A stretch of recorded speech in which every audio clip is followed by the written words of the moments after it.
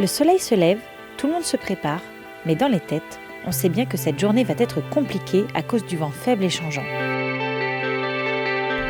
On verra, le but c'est de faire les vents. Ce sera le même vent pour tout le monde. 200 collégiens sont venus supporter les Français et redécouvrir le magnifique plan d'eau de La Rochelle, transformé en stade nautique. Toute la matinée, les comités auront tâché de mouiller un parcours pour lancer des courses.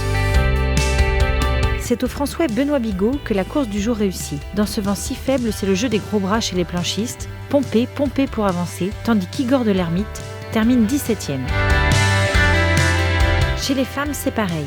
Il faut pomper. Après un rappel général, elles repartent de nouveau sur un parcours où le vent faiblit de plus en plus et change de direction.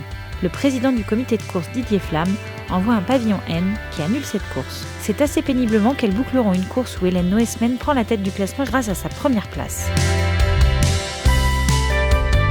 Jean-Baptiste Bernas continue de creuser l'écart, mais aujourd'hui, il cède sa place de premier à Mustafa Kakir, le laseriste turc, qui crée la surprise sur cette course. Il est 14e au général, autant dire que ce petit temps lui sied à merveille. Le Français Fabien Pic termine premier. Ce finiste rochelais en profite pour remonter à la 3e place du classement général. Mais le duel italio-suédois continue en tête du classement. Il n'y a qu'un point qui sépare Max Salminen de Giorgio Poggi. En 49ers, ces conditions de vent redistribuent les cartes. Le duo Diane Christidis prend l'ascendant sur la flotte. Ils sont suivis de près par le duo Delpech d'Ortoli et Fletcher Syme. Les détails deviennent des atouts primordiaux. Le poids à bord, leur position, les moindres risées.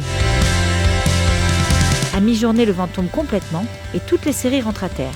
Pas facile de gérer la tente et un plan d'eau avec un vent si irrégulier.